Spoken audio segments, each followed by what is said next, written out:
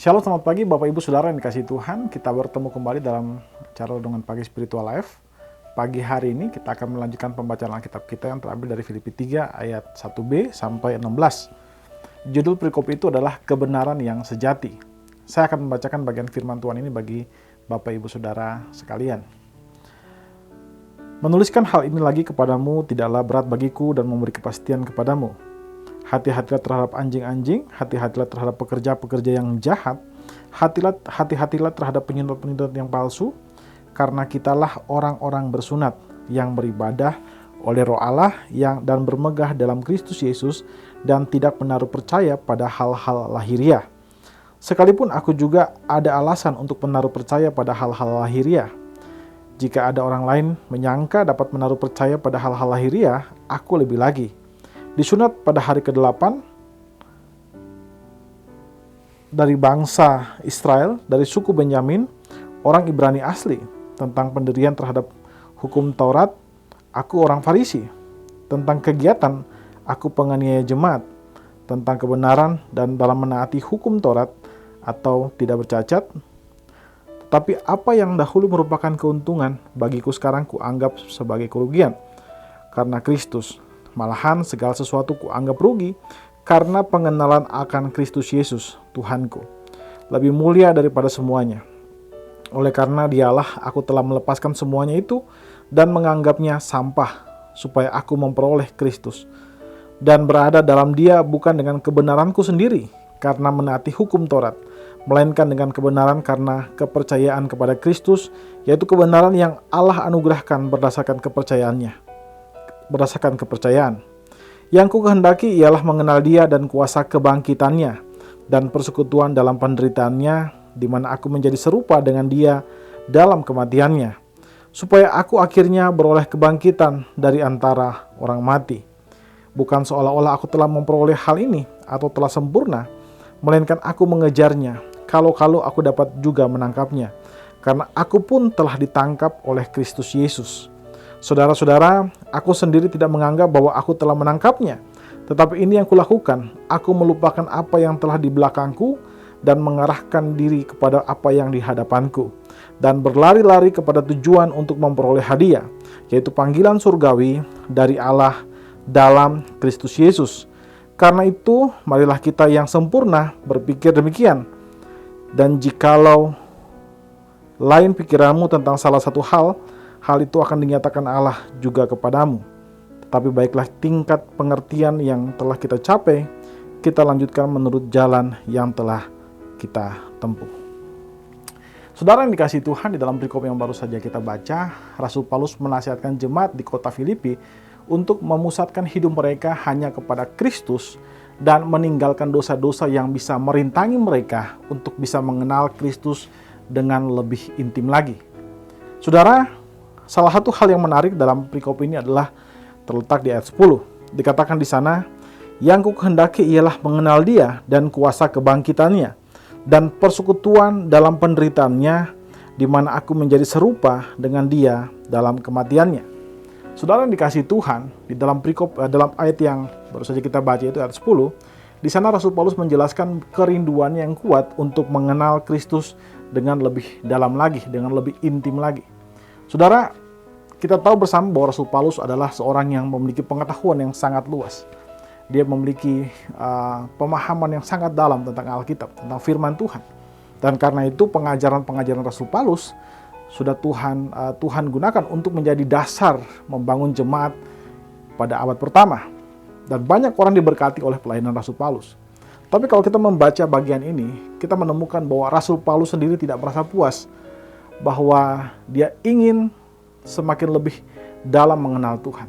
Dia tidak puas dengan pengetahuan dan pengalaman-pengalaman imannya. Bahkan kita tahu bersama surat Filipi ditulis pada saat dia sedang mengalami penganiayaan, dia dipenjara oleh karena firman. Tetapi lebih daripada itu, Rasul Paulus tetap merindukan untuk memiliki pengalaman yang lebih dalam dan lebih intim dengan Sang Penebus, yaitu Kristus Yesus sendiri. Saudara, sebagai orang Kristen, kita juga harus memiliki tekad yang sama seperti Rasul Paulus untuk mengenal Allah dengan lebih dekat dan lebih dalam lagi. Pengenalan kita yang kepada Allah harus lebih dalam dan jangan menjadi hanya pengetahuan atau pengenalan yang biasa-biasa saja, yang dangkal saja. Tetapi harus lebih dalam dan lebih intim, sehingga kita bisa merasakan kehadirannya dan pengaruhnya yang mendalam dalam segala aspek kehidupan kita.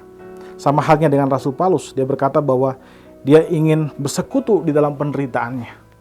Artinya dia ingin merasakan apa yang Kristus rasakan ketika Kristus mulai melakukan kehendak Bapa. Kristus dibenci oleh dunia, dan sama halnya Rasul Paulus pun dibenci oleh dunia. Dan Yesus sendiri berkata bahwa umat Tuhan, anak-anak Tuhan, orang-orang yang percaya kepada Kristus akan mengalami hal yang sama. Mereka akan ditolak oleh dunia. Dan karena itu Rasul Paulus ingin merasakan apa yang Yesus ajarkan. Bukan supaya dia senang dengan penderitaan, tetapi sebagai konfirmasi, sebagai penegasan, sebagai peneguhan bahwa dia sudah mengikut Kristus. Dan dengan demikian dia akan dibenci oleh dunia.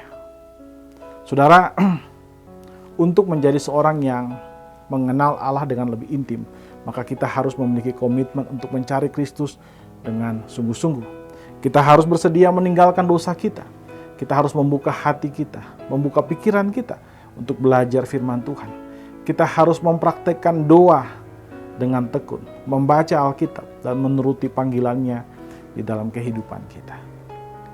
Saudara, marilah kita berusaha dan dengan anugerah Roh Kudus kita bisa mengenal Kristus dengan lebih dalam lagi. Saudara, mari kita ambil waktu sejenak untuk merenungkan firman Tuhan yang baru saja kita dengarkan.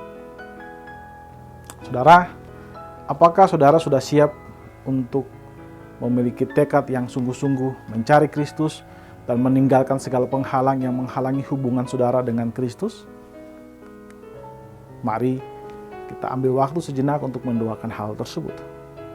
Mari berdoa meminta anugerah Tuhan melalui Roh Kudus untuk memberikan saudara tekad yang kuat untuk bersungguh-sungguh mencari Kristus dan meninggalkan segala penghalang-penghalang yang bisa menghalangi saudara berhubungan dengan Kristus.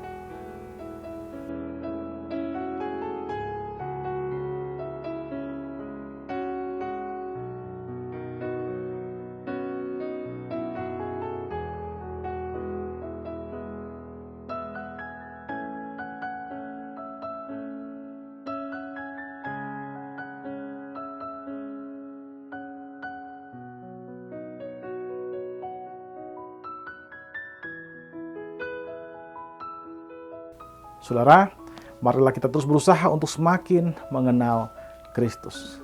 Mari kita tundukkan kepala, kita berdoa. Ya Tuhan Allah Bapa kami berterima kasih buat kasih dan setiamu kepada kami. Terima kasih jika sampai saat ini Engkau masih menjaga melindungi kami. Itu hanya karena anugerah-Mu Tuhan Yesus. Dan Bapa, terima kasih buat firman-Mu yang sudah mengajarkan kami bagaimana kami harus memiliki kerinduan, tekad yang kuat untuk bisa mengenal Engkau dengan lebih dalam lagi Tuhan. Terima kasih Tuhan, ajar kami untuk bisa mengenal Engkau dengan lebih dalam, sehingga kehidupan kami menjadi kehidupan yang semakin serupa dengan Kristus, sehingga pada akhirnya nanti kami boleh masuk di dalam persekutuan dengan Allah Tritunggal yang kudus. Terima kasih Bapa, kami serahkan hidup kami seluruhnya ke dalam tangan kasih-Mu Tuhan. Haleluya. Amin.